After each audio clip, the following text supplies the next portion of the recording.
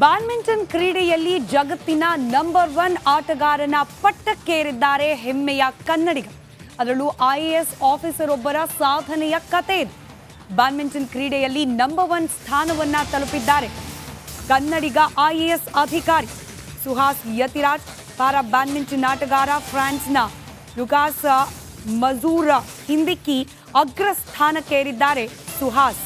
Uttar Pradesh ಕೇದಾರ್ನ IAS ಅಧಿಕಾರಿಯವರು ಮೂಲತಃ ಹಾಸನದವರಾಗಿರುವ IAS ಅಧಿಕಾರಿ ಇದೀಗ ಜಾಗತಿಕ ಮಟ್ಟದಲ್ಲಿ ಪ್ಯಾರಾ ಬ್ಯಾಡ್ಮಿಂಟನ್ನಲ್ಲಿ ನಂಬರ್ 1 ಆಟಗಾರನ ಗೌರವಕ್ಕೆ ಪಾತ್ರರಾಗಿದ್ದಾರೆ.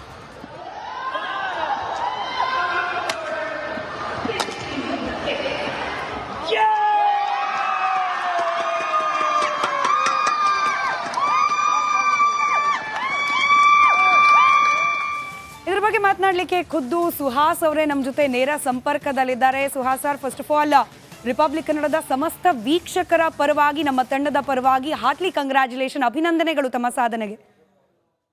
ತುಂಬಾ ಧನ್ಯವಾದಗಳು ಮೇಡಮ್. ನಿಮ್ಗೂ ಮತ್ತೆ ನಿಮ್ಮ ವೀಕ್ಷಕರಿಗೂ ಎಲ್ಲರಿಗೂ ನನ್ನ ನಮಸ್ಕಾರಗಳು ಮತ್ತು ಹೃದಯದ ಅಂತರಾಳದಿಂದ ನನ್ನ ಧನ್ಯವಾದಗಳು. ಕಳೆದ ಕೆಲವು ದಿನಗಳಿಂದ ತುಂಬಾನೇ ಜನ ಆಶೀರ್ವಾದ ಮತ್ತೆ ವಿಶಸ್ ಕೊಟ್ಟಿದ್ದಾರೆ. ಅವರೆಲ್ಲರಿಗೂ ಕೂಡ ನಿಮ್ ಮೂಲಕ ನಾನು ಧನ್ಯವಾದಗಳನ್ನ ಹೇಳಲಿಕ್ಕೆ ಇಷ್ಟಪಡ್ತೀನಿ. ಸರ್, IAS ಆಫೀಸರ್ ಅಂತಂದ್ರೆ ದೇಶಾಭಿಮಾನ, ದೇಶ ಸೇವೆಯ ಮನಸ್ಥಿತಿ ಸ್ವಾಭಾವಿಕವಾಗಿರುತ್ತೆ.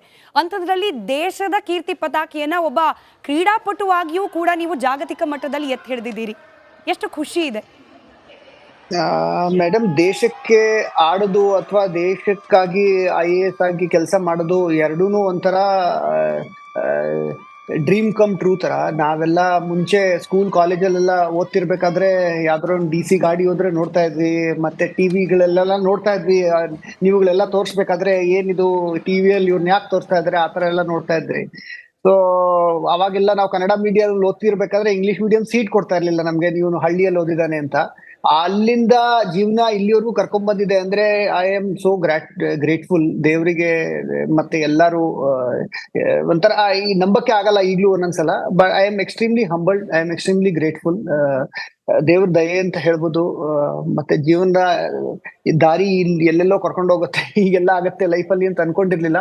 ನಾನು ಏನ್ ಹೇಳ್ಲಿಕ್ಕೆ ಇಷ್ಟಪಡ್ತೀನಿ ಅಂದ್ರೆ ನಿಮ್ ಮೂಲಕ, ನಾನು ಅಲ್ಲಿಂದ ಇಲ್ಲಿವರೆಗೂ ಬರೋದು ಸಂಭವ ಆದ್ರೆ ಕರ್ನಾಟಕದ ಮೂಲೆಯಲ್ಲಿರೋ ಯುವಕರು ಯುವತಿಯರು ನೀವು ಕೂಡ ದೇಶ ವಿದೇಶದಲ್ಲಿ ನಿಮ್ಮ ಕನ್ನಡ ಕೀರ್ತಿ ಪತಾಕೆಯನ್ನ ಮತ್ತೆ ದೇಶದ ಕೀರ್ತಿ ಪತಾಕೆಯನ್ನು ನೀವು ಹಾರಿಸ್ಬೋದು. ಅದಕ್ಕೆ ಪ್ರಯತ್ನ ಮಾಡಿ. ರಿಸಲ್ಟ್ ನಮ್ಮ ಕೈಯಲ್ಲಿರಲ್ಲ, ಅದನ್ನೇ ಹೇಳಲಿಕ್ಕೆ ಇಷ್ಟಪಡ್ತೀನಿ. IAS ಆಫೀಸರ್ ಅಂದ್ರೆ 24 ಗಂಟೆ ಸಾಕಾಗೋದಿಲ್ಲ, ಇನ್ನೊಂದೆರಡು ಎಕ್ಸ್ಟ್ರಾ ಗಂಟೆಗಳು ಬೇಕು ಅನ್ನೋಷ್ಟು ಕೆಲಸ. ಅದ್ರ ನಡುವೆ ಕೂಡ ನಿಮ್ಮ ಸ್ಪೋರ್ಟಿನ ಪ್ರಾಕ್ಟೀಸು ಅದಕ್ಕೆಲ್ಲ ಹೇಗೆ ಸಮಯ ಹೊಂದಿಸ್ಕೊಳ್ತೀರಿ ಸರ್? ಮೇಡಮ್, ಏನಾಗುತ್ತೆ ಅಂದ್ರೆ ನಮ್ಗೆ ಏನು ಇಷ್ಟ ಇರುತ್ತೋ, ಯಾವ ವಿಷಯ ಹೃದಯಕ್ಕೆ ಹತ್ತಿರ ಇರುತ್ತೋ ಅದನ್ನ ಮಾಡಿದ್ರೆ, ನಾವು ಚೂಸ್ ಮಾಡಿದ್ರೆ, ಅದನ್ನ ಮಾಡ್ಬೇಕಾದ್ರೆ ನಮ್ಗೆ ಕಷ್ಟ ಅನ್ಸಲ್ಲ, ಇನ್ನು ಖುಷಿ ನೀಡುತ್ತೆ.